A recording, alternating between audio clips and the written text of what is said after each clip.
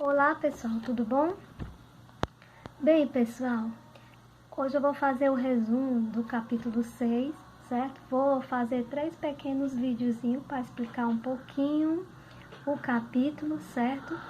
E esse capítulo ele aborda o átomo, né? Nós estamos aqui tendo um conceito químico da ciência, né? A ciência dentro do seu conceito químico.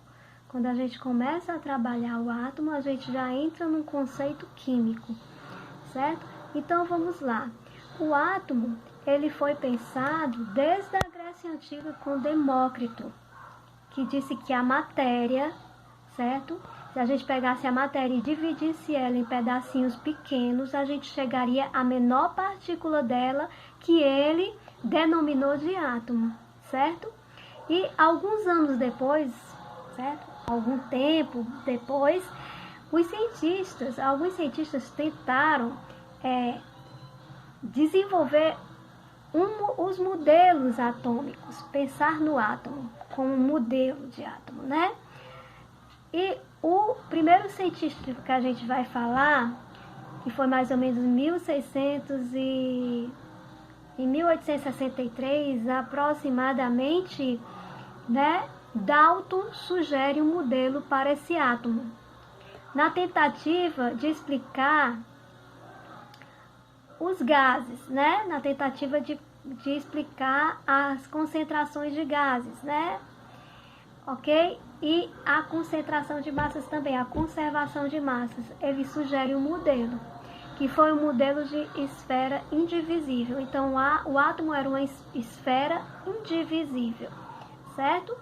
E com esse modelo ele conseguiu tanto explicar a conservação de massas, como também explicar as características dos gases, né? O comportamento dos gases, ok? Então vamos lá. Só que acontece que ele não conseguiu explicar como se dá essa combinação de átomos para dar origem à matéria. Ele não conseguiu explicar isso. Como acontece, como eles se combinam, como os átomos se combinam para poder formar a matéria. Porque ele disse que a matéria era formada por uma associação de átomos, né? E como eles se combinam para formar a matéria? Bem, ficou essa pergunta no ar. E com Thomson, o Thomson, que foi um outro cientista, certo? Ele descobre uma partícula que deu o nome de elétron, certo? Ele descobre o elétron. O elétron que estava presente no átomo.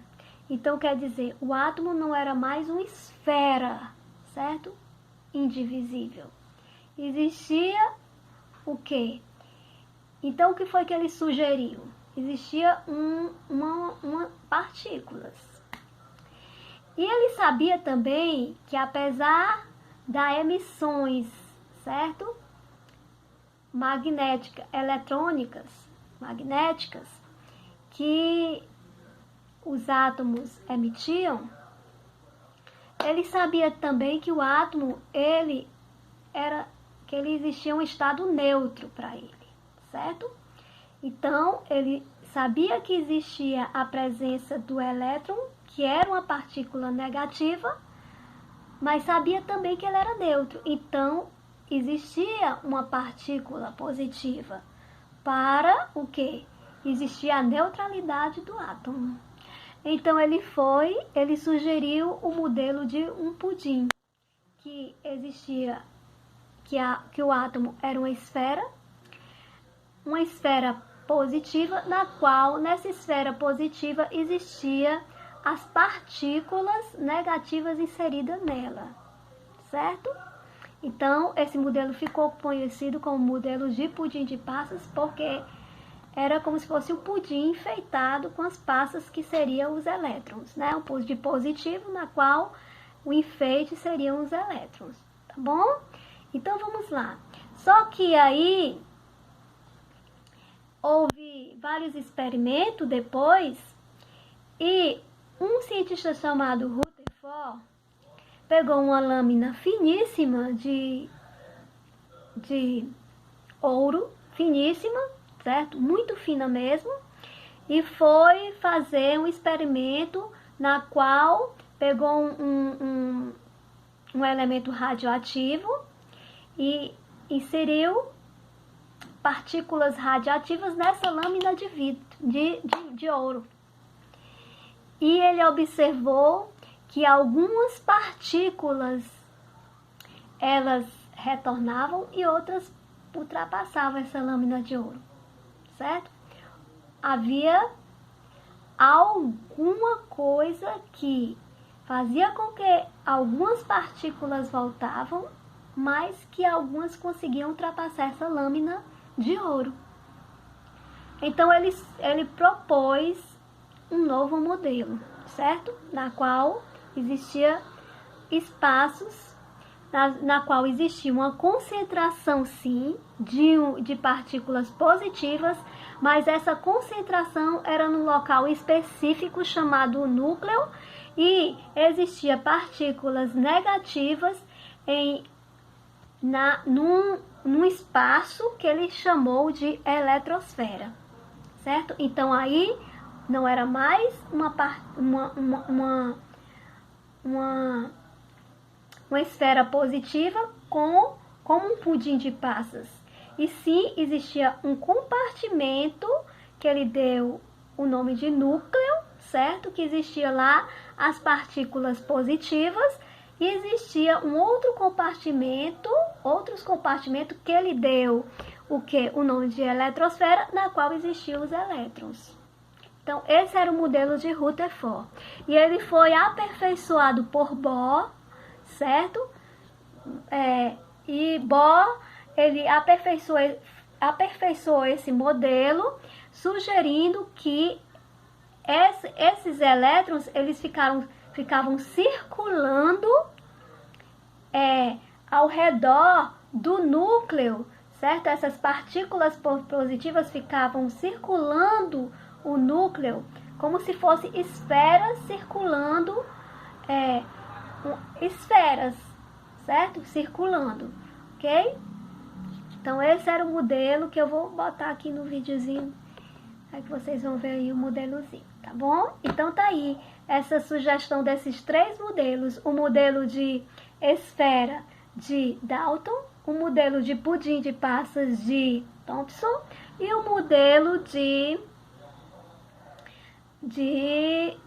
na qual existia a eletrosfera e o elétron circundando esse núcleo atômico que vamos encontrar as partículas positivas. Então, resumindo a proposta de modelo atômico que nós temos, que até hoje ele ainda tem um estudo sobre isso, né? Porque a ciência hoje nós temos a microscopia muito desenvolvida e no microscópio de tombamento a gente consegue visualizar, formar uma imagem do átomo, de uma partícula atômica, né? Certo? Num microscópio de tombamento. Porém, a gente tem que saber que o átomo é como? O átomo, o que é que nós temos no átomo? O átomo ele é composto por partículas menores, na qual no núcleo atômico, que é a parte central do átomo, o núcleo do átomo, nós vamos ter os prótons e os nêutrons, na qual os prótons, ele é uma partícula positiva, com carga positiva, na qual ele tem massa, tem massa, certo? E depois desses modelos, como houve a descoberta do nêutron, e que no núcleo atômico também possui o nêutron. Então, no núcleo nós encontramos os prótons e os nêutrons, e na eletrosfera nós encontramos os elétrons. Os elétrons, eles possuem uma carga negativa, certo? E a massa do elétron é desprezível. Então, a massa de um átomo, ela se concentra todo no núcleo atômico, Por quê? Porque existem os prótons e os nêutrons que têm massa. E no núcleo existe só os prótons que têm carga. O nêutron, ele não tem carga, certo? Não tem carga, porém os prótons têm, tá lá no núcleo. E esses prótons têm uma carga positiva. E na eletrosfera nós vamos encontrar os elétrons. E esses elétrons, ele não possui massa, quer dizer, a massa dele é desprezível, 1800 e tarará vezes menor do que a do próton, então é desprezível, e que ele possui uma carga negativa, certo? Resumidamente, é isso o átomo, né? É isso que a gente, a nível de 9º ano, tem que saber do átomo, tá bom? Beijo!